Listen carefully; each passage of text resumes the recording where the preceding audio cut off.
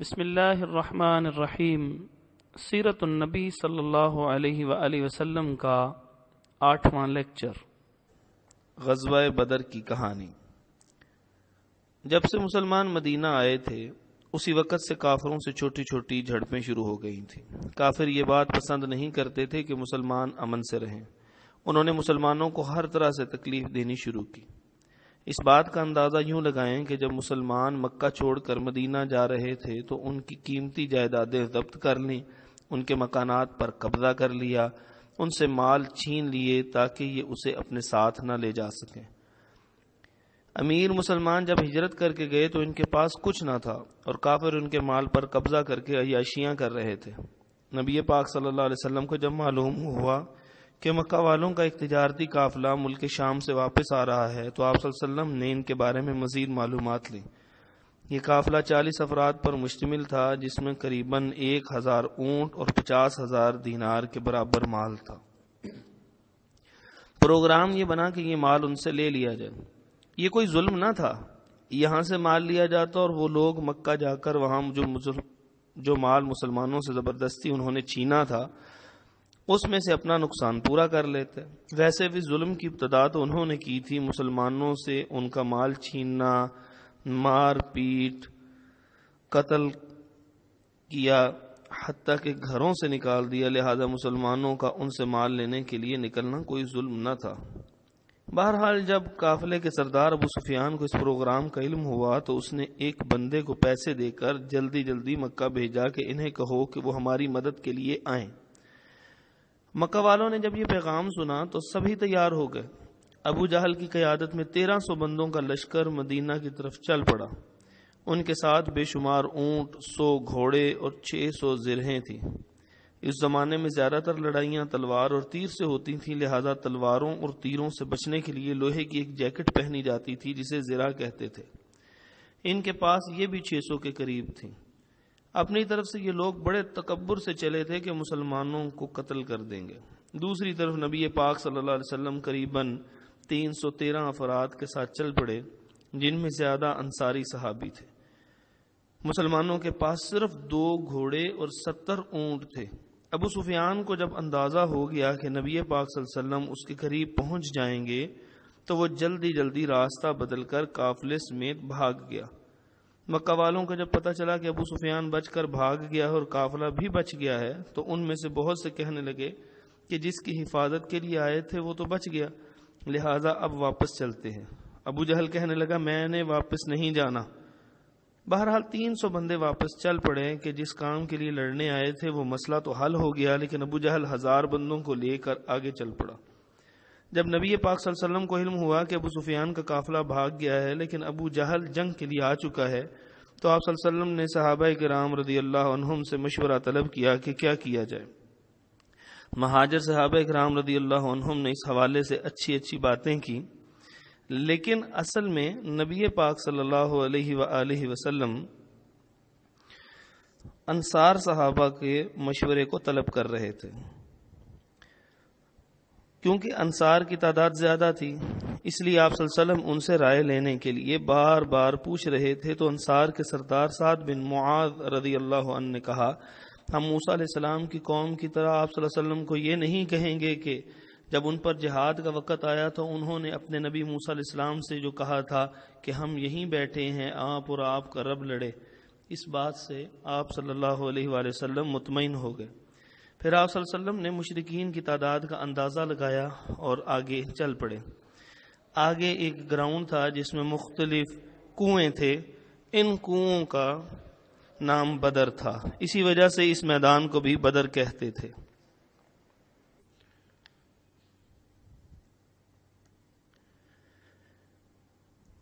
لڑائی بھی یہیں ہوئی، اسی وجہ سے اس لڑائی کو غزوہ بدر کہتے ہیں اور اس علاقے کا نام بھی بدر ہے۔ جنگ کی کہانی۔ مشرکین مکہ کا لشکر جہاں بیٹھا ہوا تھا اس کے سامنے بھی کچھ کنویں تھے۔ آپ صلی اللہ علیہ وآلہ وسلم سب سے آگے والے کنویں کے قریب جا کر ٹھہر گئے۔ مسلمانوں نے اس پر قبضہ کر کے باقی کنویں بند کر دیے۔ اس کا ایک بڑا فائدہ یہ تھا کہ جب جنگ سے پہلے کافروں کو پانی نہ ملے گا تو شاید پیاس کی شدت سے وہ ٹھیک طرح لڑ نہیں سکیں گے، یا اگر لڑے بھی تو زیادہ نقصان نہیں کر سکیں گے۔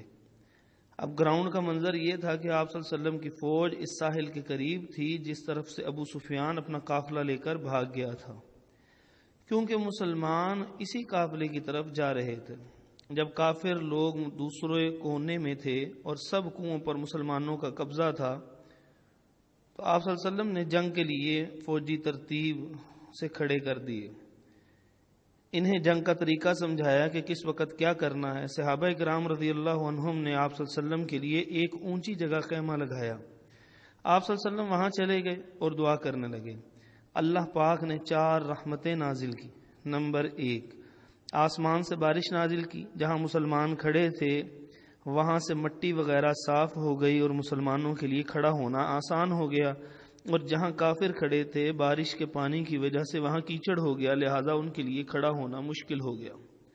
نمبر 2، انسان کی فطرت ہے کہ جب پریشان ہو تو اکثر کام ٹھیک نہیں ہوتے۔ پریشانی کا ایک بہت اچھا حل یہ ہے کہ انسان سو جائے۔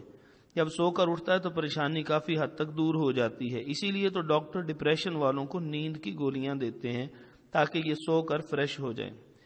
اب حالات بڑے خراب تھے، اللہ پاک نے بھی مسلمانوں کو اونگ دی۔ اونگ ہلکی سی نیند کو کہتے ہیں۔ اس نیند کی وجہ سے پریشانی ختم ہو گئی۔ یہ اللہ تعالیٰ کی بہت بڑی رحمت تھی مسلمانوں پر، اور پھر جب وہ اٹھے تو وہ مکمل فریش تھے۔ ان دونوں باتوں کے متعلق اللہ تعالیٰ نے سورۃ الانفال کی آیت نمبر 11 میں ارشاد فرمایا، جب وہ تم پر اونگ طاری کر رہا تھا اپنی طرف سے خوف دور کرنے کے لیے، اور تم پر آسمان سے پانی اتارتا تھا تاکہ اس کے ساتھ تمہیں پاک کر دے اور تم سے شیطان کی گندگی دور کر دے، اور تاکہ تمہارے دلوں پر مضبوط گرہ باندھے اور اس کے ساتھ قدموں کو جما دے۔ نمبر 3، دراصل کافر زیادہ تھے اور مسلمان کم تھے۔ ہوا یہ کہ جنگ شروع ہوئی تو مسلمانوں کو کافروں کی تعداد کم محسوس ہونے لگی۔ سورۃ الانفال کی آیت نمبر 44 میں اللہ فرماتے ہیں، جب وہ تمہیں جس وقت تم مقابل ہوئے ان کو تمہاری آنکھوں میں تھوڑے دکھاتا تھا اور تم کو ان کی آنکھوں میں بہت کم کرتا تھا۔ اس طرح مسلمانوں میں حوصلہ پیدا ہوا، لیکن بعد میں کافروں کو مسلمان اپنے سے 2 گنا زیادہ نظر آنے لگے۔ اس کا واقعہ سورۃ آل عمران کی آیت نمبر 13 میں اللہ فرماتے ہیں، یہ ان کو آنکھوں سے دیکھتے ہوئے اپنے سے 2 گنا دیکھ رہے تھے، یعنی پہلے کم اور پھر اس کے بعد مسلمان زیادہ نظر آنے لگے۔ تو اس طرح کافروں پر گھبراہٹ طاری ہو گئی، اور اللہ پاک نے کافروں کے دلوں میں رعب ڈال دیا۔ اللہ پاک فرماتے ہیں، ان قریب میں ان لوگوں کے دلوں میں جنہوں نے کفر کیا رعب ڈال دوں گا۔ سورۃ الانفال آیت نمبر 12۔ نمبر 4، مسلمانوں کی فوج کو ترتیب دینے کے بعد نبی پاک صلی اللہ علیہ وسلم جب خیمے میں چلے گئے تو دعا کرنے لگے۔ آپ صلی اللہ علیہ وسلم نے اتنی دعا کی کہ اللہ پاک نے وعدہ کیا کہ وہ فرشتوں کے ذریعے مدد کریں گے۔ پھر اللہ پاک نے مسلمانوں کی مدد کے لیے 1000 فرشتے بھیجے اور خود بھی مدد کی۔ اللہ پاک فرماتے ہیں، جب تم اپنے رب سے مدد مانگ رہے تھے تو اس نے تمہاری دعا قبول کر لی کہ بے شک میں 1000 فرشتوں کے ساتھ تمہاری مدد کرنے والا ہوں جو ایک دوسرے کے پیچھے آنے والے ہیں۔ سورۃ الانفال آیت نمبر 9۔ یہی وجہ ہے کہ جب جنگ ختم ہوئی تو مسلمان کہتے تھے، ہمارے مارنے سے پہلے ہی کوئی نہ نظر آنے والا کافروں کو مار دیتا تھا۔ جنگ کا انجام، وہ لوگ جو مسلمانوں پر شدید قسم کا تشدد کرتے تھے اور بے دردی سے قتل کیا کرتے تھے، ان کو بدلے میں قتل کیا گیا۔ ابو جہل جس نے سمیہ رضی اللہ عنہا کی ٹانگوں کو اونٹوں سے باندھ کر ٹانگیں توڑنے کے بعد نیزہ مار کر قتل کیا تھا، آج کے دن اس مظلوم کی بد دعا لگی اور وہ 2 چھوٹے چھوٹے بچوں کے ہاتھوں مارا گیا۔ وہ امیہ بن خلف جو بلال حبشی رضی اللہ عنہ کو باندھ کر مارتا تھا، اسے بھی قتل کر دیا گیا۔ اس جنگ میں ایسے 70 ظالموں کو قتل کیا گیا جو مسلمانوں کو قتل کرنے آئے تھے۔ 70 افراد کو قید کر لیا گیا، 14 مسلمان شہید ہوئے۔ ابو لہب کا انجام، مکہ والوں کو جب اپنی شکست کا پتہ لگا تو وہ بڑے شرمندہ ہوئے۔ سب سے زیادہ دکھ ابو لہب کو ہوا۔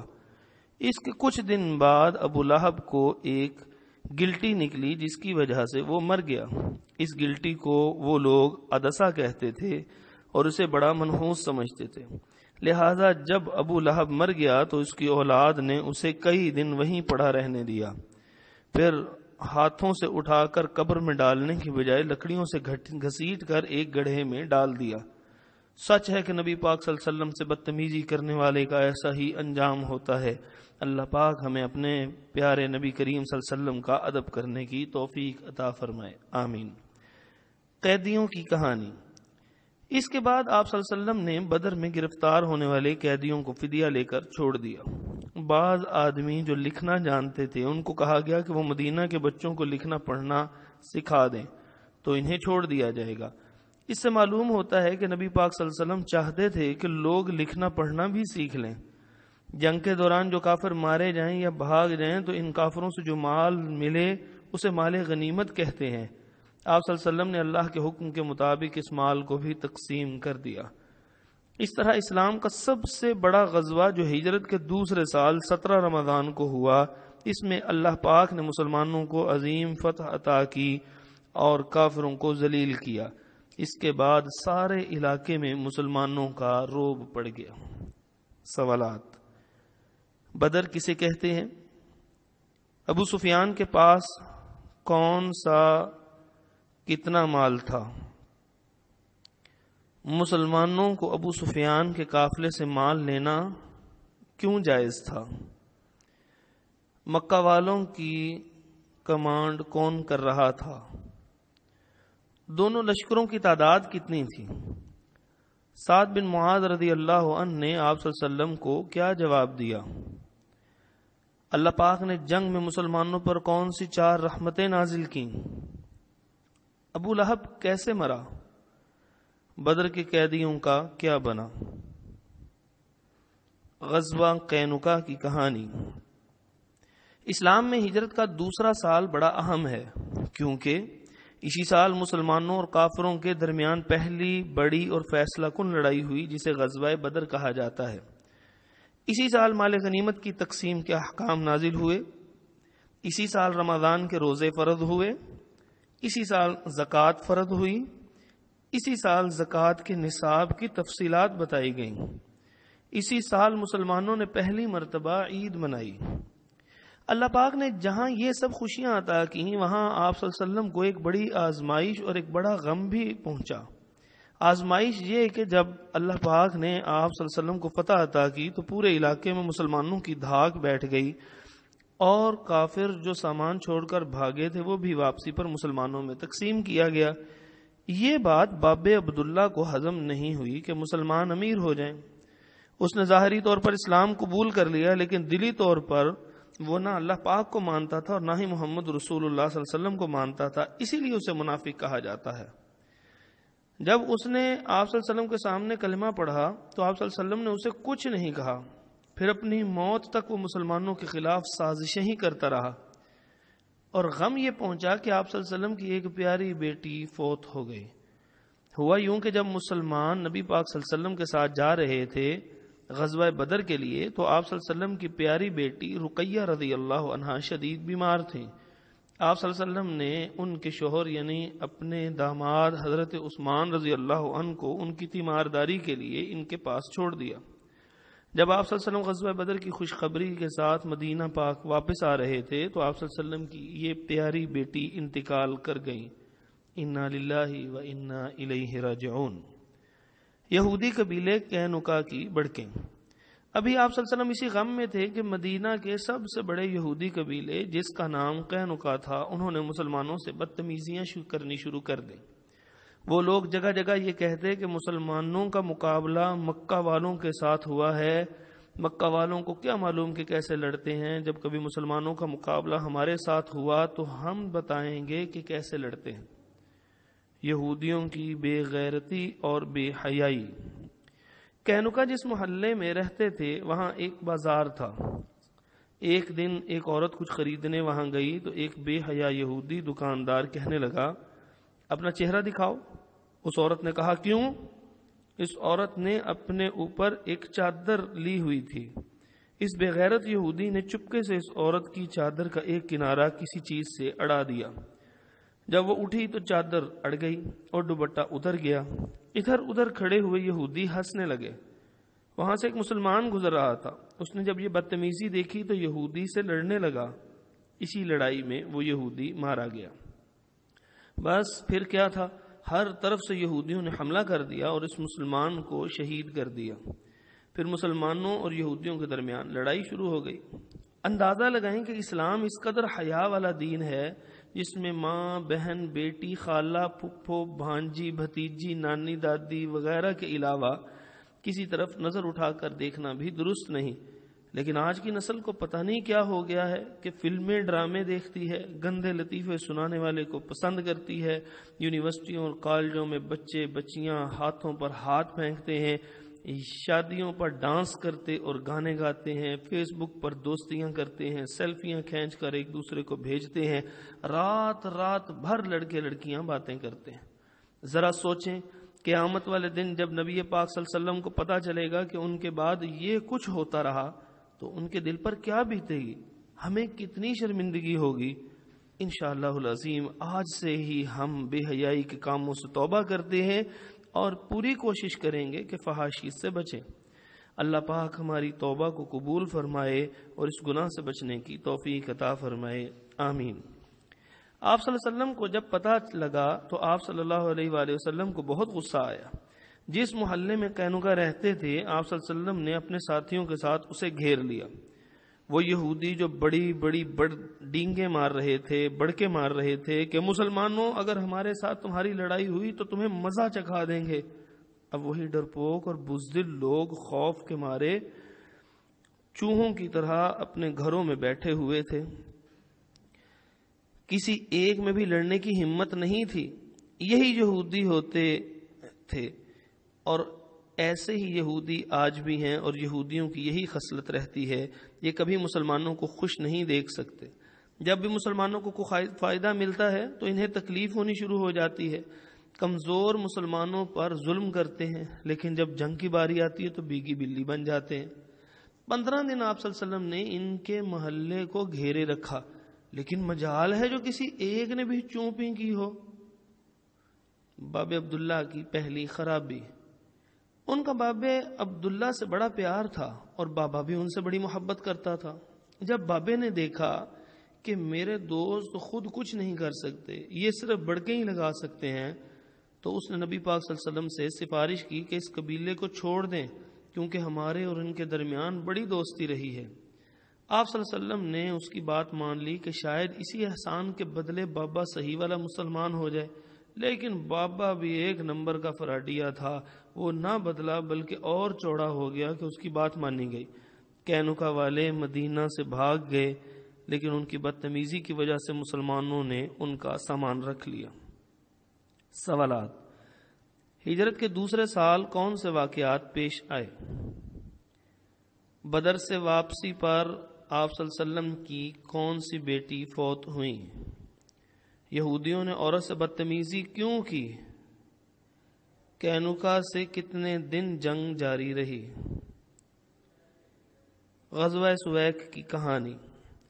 کافروں کے بڑے بڑے سردار غزوہ بدر میں مارے جا چکے تھے۔ یہ ساری لڑائی ابو سفیان کے قافلے کو بچانے کے لیے ہوئی تھی۔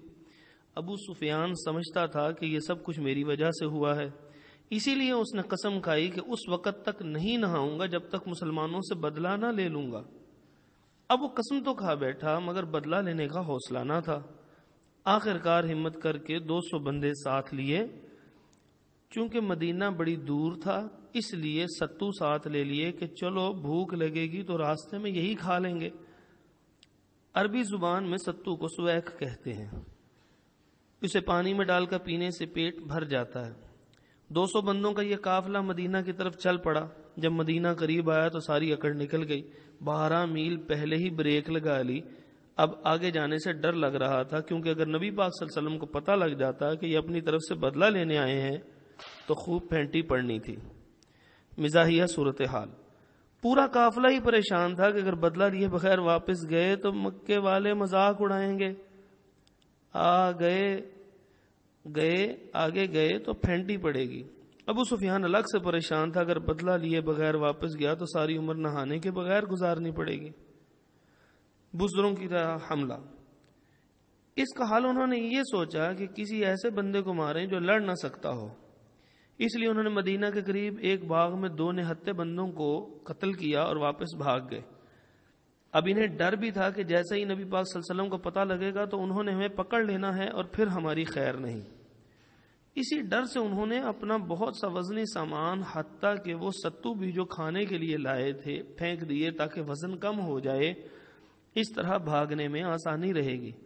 آپ صلی اللہ علیہ وسلم کو جب پتہ لگا تو آپ صلی اللہ علیہ وسلم نے ان کے پیچھے بندے بھجوائے، مگر وہ بھاگ گئے ہوئے تھے اور مکہ جا کر شور مچانا شروع کر دیا کہ ہم اپنے 70 افراد کے قتل کا بدلہ لے آئے ہیں۔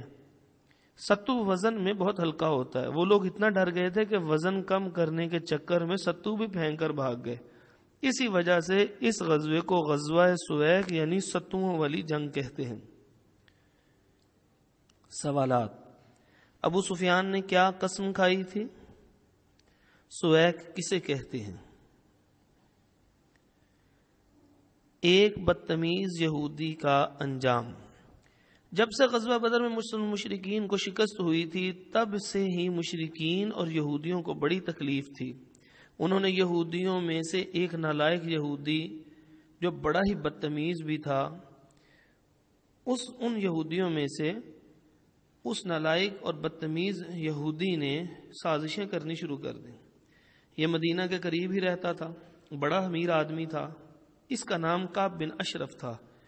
پہلے تو وہ مانتا ہی نہ تھا کہ مسلمان جنگ جیت چکے ہیں غزوہ بدر۔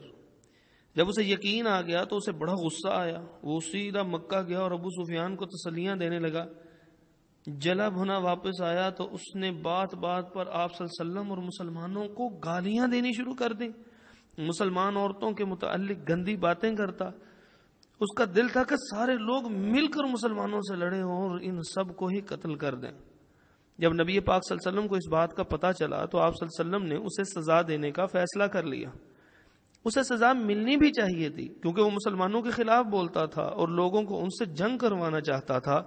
اس بے وقوف کو شاید اندازہ نہیں تھا کہ جنگ میں بہت سے بندے مارے جاتے ہیں، جنگ کوئی آسان کام نہیں ہوتا۔ اس کی وجہ سے جنگ میں اتنے لوگوں کو مروانے سے بہتر تھا کہ اسے ہی راستے سے ہٹا دیا جاتا تاکہ لڑائی ہونے کا چانس ہی کم ہو جائے۔ آپ صلی اللہ علیہ وسلم نے 3 بندوں کو اس کام کے لیے بھیجا۔ کعب بن اشرف کا بہت بڑا محل تھا جس میں وہ رہتا تھا، راستے میں اس کی حفاظت کے لیے بہت سے باڈی گارڈ بھی تھے، لہذا اس تک پہنچنا مشکل تھا۔ ان تینوں نے مل کر ایک پلان بنایا کہ کسی طرح پہلے اسے اس کے محل سے باہر نکالا جائے، پھر حملہ کریں گے۔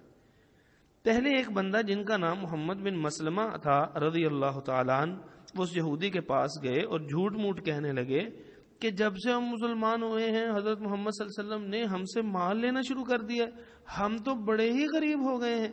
وہ یہودی یہ سن کر بڑا خوش ہوا، کہنے لگا مجھے پہلے ہی پتا تھا کہ وہ تمہارے ساتھ ایسا ہی سلوک کریں گے، ابھی تو انہوں نے اور بھی بہت کچھ کرنا ہے۔ یہ کہنے لگے کہ جناب آپ امیر آدمی ہیں، آپ ہی ہمیں تھوڑا سا غلہ دے دیں، ہم بعد میں واپس کر دیں گے۔ یہودی کہنے لگا اپنی عورتیں میرے پاس رکھوا دو، جب قرضہ واپس کرو گے تو عورتیں واپس لے جانا۔ یہ کہنے لگے کہ سارے عرب والے ہم پر ہنسیں گے کہ تھوڑے سے غلے کے بدلے اپنی عورتیں بیچ دیں۔ وہ کہنے لگا پھر اپنے بیٹے بطور ضمانت رکھوا دو۔ انہوں نے کہا کہ بات تو وہی ہے کہ پھر ہمارے بچوں کو لوگ تانا دیں گے تمہارے باپ نے اپنے کھانے پینے کے لیے تمہیں بیچ ڈالا تھا۔ پھر وہ خود ہی کہنے لگے کہ میرے پاس ایک آفر ہے، میں اپنا اسلحہ آپ کے پاس رکھوا دیتا ہوں، جب قرضہ واپس کروں گا تو اسلحہ واپس لے جاؤں گا۔ اس بات پر وہ مان گیا۔ دوسرے بندے جو محمد بن مسلمہ کے ساتھ گئے تھے ان کا نام ابو نائلہ تھا رضی اللہ تعالی عنہ، انہوں نے بھی آ کر یہی کہانی سنائی، ان سے بھی یہی طے ہوا کہ وہ اسلحہ دیں گے اور قرضہ لیں گے۔ اس طرح ان دونوں نے اس یہودی کو بے وقوف بنا لیا۔ اب دونوں اپنا اسلحہ اس کے محل تک لا سکتے تھے اور کسی کو شک بھی نہ گزرتا۔ پھر ایک دن یہ تینوں ساتھی نکلے اور اس کے محل کے باہر سے اسے آواز دی کہ ہماری بات سنو۔ وہ اپنی بیوی کے پاس بیٹھا ہوا تھا، اسے کہنے لگا میرے دوست آئے ہیں، میں ذرا ان سے مل کر آتا ہوں۔ اس کے سر میں بڑی پیاری خوشبو لگی ہوئی تھی۔ جب وہ ان کے پاس پہنچا تو وہ کہنے لگے تھوڑی دور جا کر بیٹھتے ہیں اور باتیں کرتے ہیں۔ اس نے کہا چلو تھوڑی دور جا کر بیٹھ جاتے ہیں۔ جب وہ تھوڑی دور گئے تو ابو نائلہ رضی اللہ عنہ نے اسے کہا آج تو تم نے بڑی کمال خوشبو لگائی ہوئی ہے۔ وہ اور چوڑا ہو گیا، پھر کہنے لگا تم نے اپنے سر میں اتنی پیاری خوشبو لگائی ہے کہ میرا دل کرتا ہے کہ میں تمہارا سر سونگھوں۔ اور وہ یہودی اس بات پہ اور بڑا خوش ہوا اور کہنے لگا سونگ لو۔ انہوں نے سر نیچا کر کے سر سونگھا اور تعریفیں کرنے لگے اور وہ یہودی اور پھول گیا۔ انہوں نے پھر کہا کہ میں نے خوشبو سونگھنی ہے۔ اس نے پھر سر آگے کر دیا۔ تیسری مرتبہ جب ان کے کہنے پر اس نے سر آگے کیا تو انہوں نے پھلانگ کر اس کا سر اچھی طرح پکڑ لیا۔ اب یہ یہودی جو نبی پاک صلی اللہ علیہ وسلم اور صحابہ کرام رضی اللہ عنہم کو گالیاں دیا کرتا تھا، مسلمان عورتوں کے بارے میں بڑی گندی گندی باتیں کرتا تھا اور لوگوں کو مسلمانوں کے خلاف جنگ کرنے کا کہتا تھا، یہ اب مکمل طور پر قابو میں آ گیا تھا۔ اسے اس کے کیے کی سزا کے طور پر ٹھکانے لگا دیا گیا اور اس طرح ایک بڑی لڑائی سے جان چھوٹ گئی۔ سوالات: کعب بن اشرف کون تھا؟ کعب بن اشرف کو کیوں مارا گیا؟ کعب بن اشرف کو کیسے مارا گیا؟